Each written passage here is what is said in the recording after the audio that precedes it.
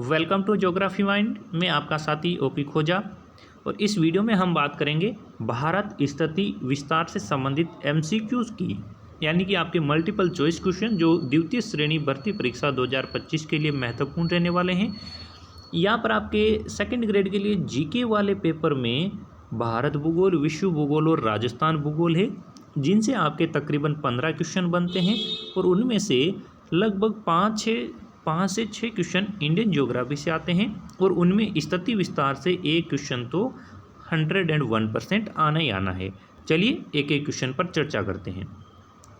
भारत का उत्तरतम बिंदु कौन सा है? भारत का सबसे उत्तरी बिंदु कौन सा है? इंदिरा पॉइंट, इंदिरा कोल, कन्याकुमारी या कच्छ का रण। जो भारत के ये 4 बिंदु दक्षिणी, उत्तरी, पश्चिमी और पूर्वी बिंदु आते हैं, इनको अलग अलग नाम दे रखे हैं। तो आपको उत्तरतम का पूछा है तो ये आता है आपका इंदिरा कोल। इंदिरा कोल ये यहाँ पर अवस्थित है, लद्दाख केंद्र शासित प्रदेश में।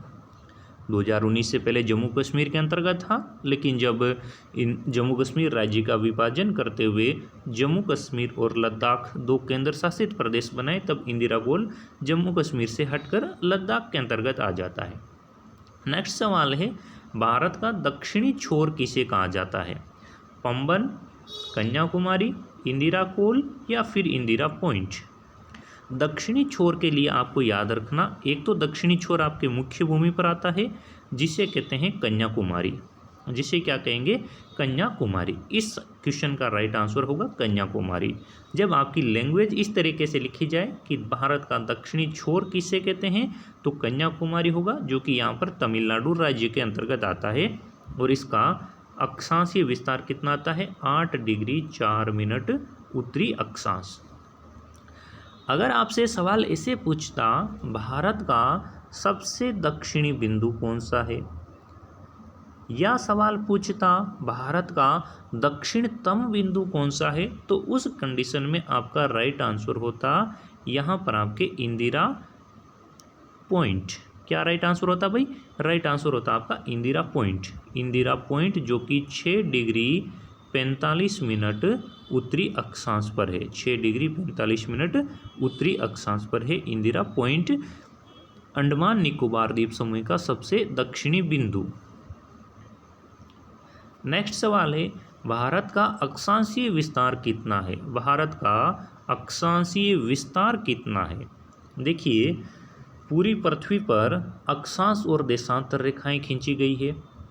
अक्षांश और देशांतर जो कि भौगोलिक अवस्थिति का निर्धारण करने के काम आते हैं। अक्षांश कौन से होते हैं? जो पृथ्वी पर पूर्व से पश्चिम की ओर खींचे जाते हैं। और देशांतर कौन से होते हैं?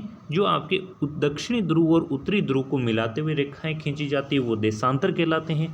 भारत का अक्षांशीय विस्तार की बात करेंगे तो राइट आंसर क्या होगा भाई? देखिए, 6 डिग्री 4 मिनट उत्तर से 37 डिग्री 6 मिनट उत्तर, 8 डिग्री 4 मिनट उत्तर से 37 डिग्री 6 मिनट उत्तरी अक्षांश, या फिर 6 डिग्री 4 मिनट उत्तरी अक्षांश से 37 डिग्री 6 मिनट उत्तरी अक्षांश, या 8 डिग्री 4 मिनट उत्तर से 35 डिग्री 6 मिनट उत्तरी अक्षांश। तो राइट आंसर रहेगा आपका 8 डिग्री 4 मिनट उत्तरी अक्षांश से 37 डिग्री 6 मिनट उत्तरी अक्षांश। ये देखिए, सब दक्षिणी कौन सा है? कन्याकुमारी। इस कन्याकुमारी से लेकर लद्दाख तक, यानी कि इंदिरा पॉइंट तक, इंदिरा कोल तक। तो जो कन्याकुमारी है उसका अक्षांश ही आपका 8 डिग्री 4 मिनट उत्तरी अक्षांश से, इंदिरा कोल का आ जाएगा आपका 37 डिग्री 6 मिनट उत्तरी अक्षांश। ये आपका राइट आंसर होगा। अगला सवाल है, भारत का देशांतरिक विस्तार कितना है? देशांतरीय विस्तार जो भारत का पश्चिम से पूर्व की ओर का विस्तार है, ये कितना है? 68 डिग्री 7 मिनट पूर्व से 97 डिग्री 25 मिनट पूर्व। ये आपका राइट आंसर रहेगा। ये क्या रहेगा? राइट आंसर ये आपका गुजरात के अंतर्गत आ जाता है। यहाँ पर 68 डिग्री 7 मिनट पूर्वी देशांतर, गोहर माता गुजरात। कौन सा स्थान है भाई? गोहर माता गुजरात। और जो 97 डिग्री 25 मिनट ये पूर्वी देशांतर है, ये आ जाता है आपका एपी बोले तो अरुणाचल प्रदेश में किबीतू नामक स्थान पर। कौन सा स्थान आ जाएगा? किबीतू, अरुणाचल प्रदेश के अंतर्गत। नेक्स्ट सवाल है, भारत का मानक समय किस देशांतर पर आधारित है? विश्व में मानक समय का निर्धारण करने के लिए मानक देशांतरों का चयन किया गया है। तो इसमें प्रधान मानक समय रेखा कौन सी है, जिसे ग्रीनविच मीन टाइम रेखा कहते हैं। ये 0 डिग्री देशांतर है, जो कि लंदन के इंग्लैंड के लंदन के निकट ग्रीनविच नामक स्थान से गुजरती है। और इसे 0 डिग्री के 7.5 डिग्री गुणांक पर आपके कुछ रेखाएं चयन किया गया रेखाओं का, उन रेखाओं को प्रत्येक देश अपनी अवस्थिति के आधार पर मानक समय रेखा मानता है। तो उनमें से भारत का मानक समय कौन सा है? चारों ऑप्शन में से आपने आंसर चूज किया होगा option number B. Option number B 82 degree 30 minute पूर्वी देशांतर, जो भारत के उत्तर प्रदेश राज्य से होकर गुजरती है, जिसे आप IST कहते हैं, इंडियन स्टैंडर्ड टाइम लाइन, जो उत्तर प्रदेश में नैनी नामक स्थान से गुजरती है। उत्तर प्रदेश में प्रयागराज के निकट नैनी नामक स्थान है। इस नैनी स्थान से होकर आपके नैनी स्थान पर एक लैब बनी हुई है, यानी एक आपके खगोलीय लैब बनी हुई है, जिसे आप वेधशाला कहते हैं। इस वेधशाला में जो सौर घड़ी लगी हुई है, उसके द्वारा यहाँ का स्थानीय मान कैलकुलेट किया जाता है, और यही स्थानीय मान पूरे भारत का मानक समय माना जाता है। अगला सवाल है, भारत और ग्रीनविच में कितने घंटे का अंतर है? एक तो आपने अभी देखा कि भाई ये 0 डिग्री देशांतर रेखा है, जो इंग्लैंड के ग्रीनविच नामक स्थान से गुजरती है, और दूसरी है अपनी IST Indian standard time line, जो भारत के नैनी नामक स्थान से गुजरती है उत्तर प्रदेश में। इन दोनों के बीच में कितने घंटे का अंतर है? तो देखिए आंसर होगा आपका 5 घंटे 30 मिनट। अब इसको आपने किताबों में कई बार पढ़ा है, नोट्स में भी कई बार पढ़ा है, लेकिन इसका अर्थ क्या है? इसका अर्थ है कि भारत में लंदन की तुलना में 5.5 घंटे पहले सूर्य उदय हो जाता है, और 5.5 घंटे पहले ही सूर्य अस्त हो जाता है। इसलिए अपना समय इंग्लैंड के समय से 5.5 घंटे आगे रहता है। भारत का कुल क्षेत्रफल विश्व के कुल भूभाग का कितना प्रतिशत है? भारत का क्षेत्रफल जो कि 32,87,263 वर्ग किलोमीटर है, ये कितना प्रतिशत भाग है टोटल स्थलीय भाग का? 1.8, 2.4, 3.1 या फिर 2.8%? तो ये आता है स्थलीय भाग का 2.4% भाग। कितना है भाई? 2.4%। और इसमें आप एक याद रखना, क्षेत्रफल की दृष्टि से भारत का सबसे बड़ा राज्य कौन सा है? तो यहाँ पर राजस्थान है, जो भारत के कुल क्षेत्रफल का 10.4% हिस्सा अपने पास में रखता है। अब आपसे अगर पूछ ले भारत में विश्व की कुल जनसंख्या कितनी है, तो पहली बात तो हम जनसंख्या की दृष्टि से दूसरे स्थान पर हैं 2011 की जनगणना के आधार पर, और विश्व की लगभग 17.5% जनसंख्या भारत में निवास करती है।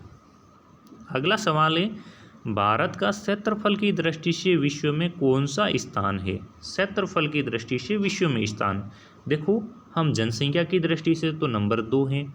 क्षेत्रफल अपने पास में 32,87,263 वर्ग किलोमीटर है, जो कि विश्व के कुल भूभाग का 2.4% है। और इस दृष्टि से हम कौन से स्थान पर आते हैं? तो अपना 7वां स्थान है। कौन सा स्थान है भाई?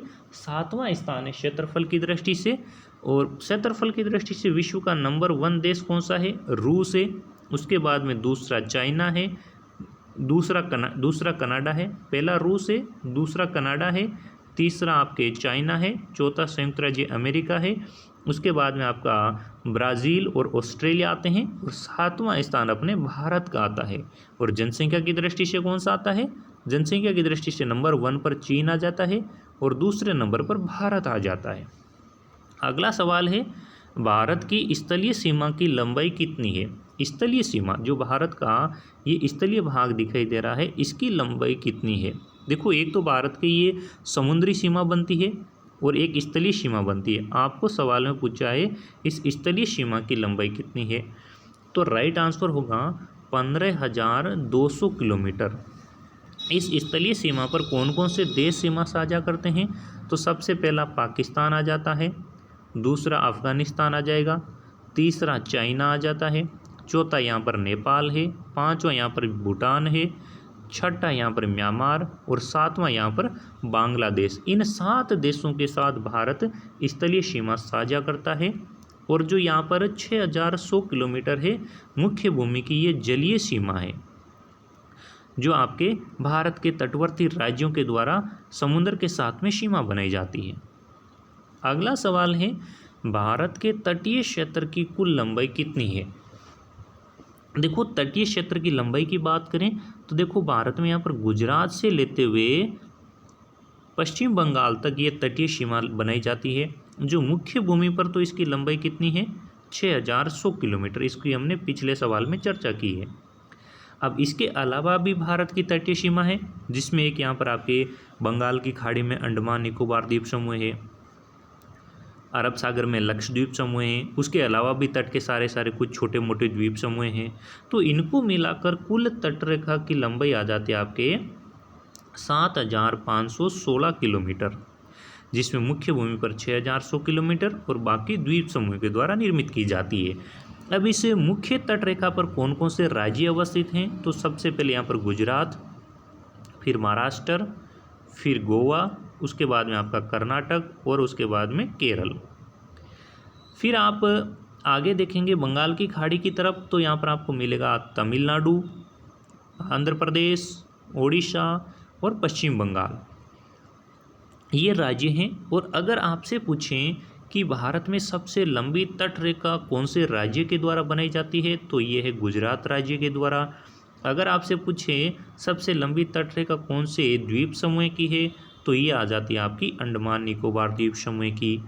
तो इस प्रकार से हमने इन 10 सवालों के माध्यम से भारत की स्थिति और विस्तार को समझने का प्रयास किया है, जिसमें हमने जाना भारत की अक्षांशीय स्थिति कौन सी, अक्षांशीय स्थिति, भारत की देशांतरीय स्थिति, भारत के उत्तरी, दक्षिणी, पूर्वी और पश्चिमी बिंदुओं की हमने चर्चाएं की।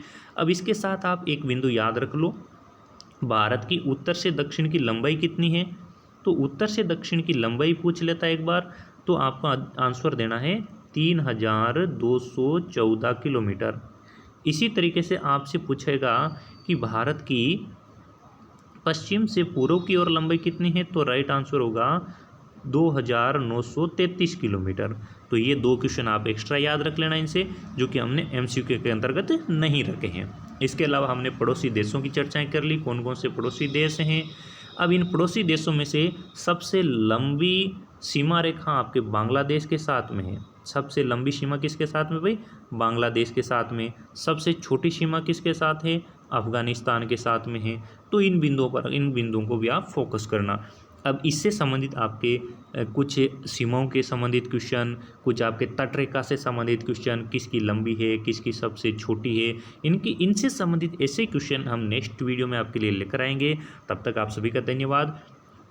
जो साथी चैनल पर नए हैं, चैनल को सब्सक्राइब करें और अपने साथियों के साथ में वीडियो को शेयर करें, ताकि हम आपके लिए कुछ अच्छे और वीडियोज़ लेकर आएँ। आपका लाइक, शेयर और सब्सक्राइब हमें मोटिवेशन देता है।